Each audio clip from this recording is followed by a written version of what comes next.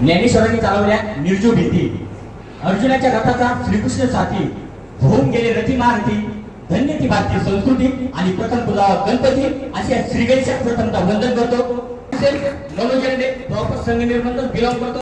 मित्रांनो, त्या व्यक्तीला कसं विसरून चाललं तर ज्या व्यक्तीच्या एका निर्णयामुळे तुम्ही आणि आम्ही या हॉलमध्ये येऊन बसलो मित्रांनो, त्या व्यक्तीला नक्की विसरून चालला नाही. तर आपल्या कंपनीचे होनरेबल सीएमडी ज्यांनी आतापर्यंत लाखो लोकांना रोजगार दिला आणि ज्यांचं स्वप्न आहे काही कोटी लोकांपर्यंत, जोपर्यंत हा सिस्टम पोहोचत नाही तोपर्यंत कृषी नावा हा सिस्टम थांबणार.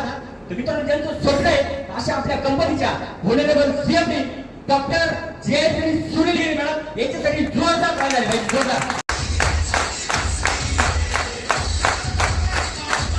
त्यानंतर मित्रांनो, ज्यांचा बॅकबोनला एक सपोर्ट मित्रांनो फार महत्वाचा आणि गरजेचा असतो.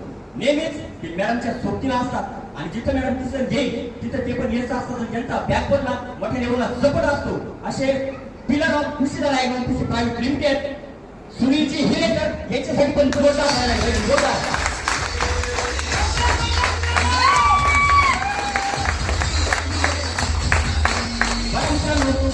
परमेश्वराच्या मर्जीशिवाय झाडाचं पान देखील हालत नाही.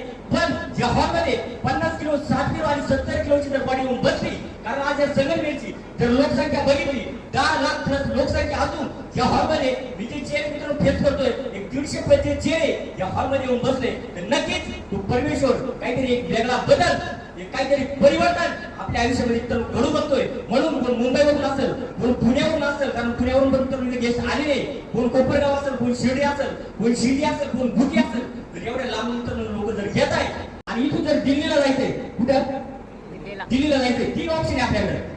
3 ऑप्शन आहे, बाय कार, बाय ट्रेन आणि बाय फ्लाईट. बरोबर. आता बाय कार जर गेलो तर किती तास लागतील? बाय कार गेलो तर किती तास लागतील? 20-25 तास. बरोबर. बाय ट्रेन जर गेलं 15-16 तास. बरोबर. कारण बाय ट्रेन पण मी गेलो 15 ते 16 तास. आणि बाय फ्लाईट जर गेलो तर किती तास लागतील?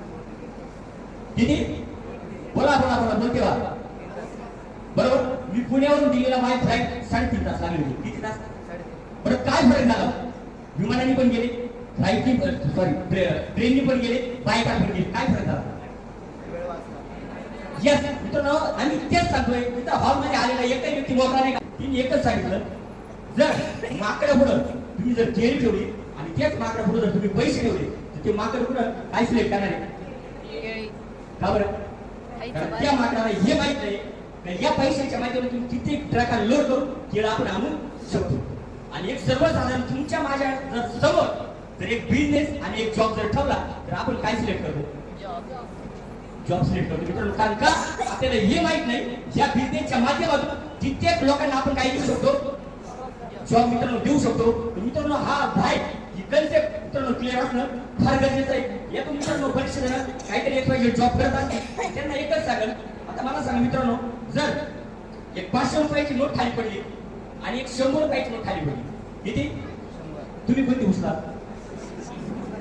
सांगा बरं, कुठेतरी जागे उभं राहून सांग कोणती नोट जे असेल ते प्रामाणिक. 500 ची नोट आहे आणि 100 ची कोणती विचारा? 500 रुपये. सर आयुर्वेदिक डॉक्टर सुरेश सर 500. बरोबर मित्रांनो, सरांचं काय हॉलमध्ये आलेलं प्रत्येक व्यक्तीचं उत्तर काय? 500. याच्यापेक्षा वेगळं आहे. पण मला सांगा, जर 500 ची पण उचलली 100 ची पण जर उचलली काय वाईट आहे? काय वाईट मित्रांनो? मी बोललो काय तुम्हाला 500 ची नोट 100 ची तुम्ही कुठे घ्या? तुम्ही हे पण सांगू शकता 500 ची पण गेली आणि 100 ची पण गेली. पण उत्तर काय आलं?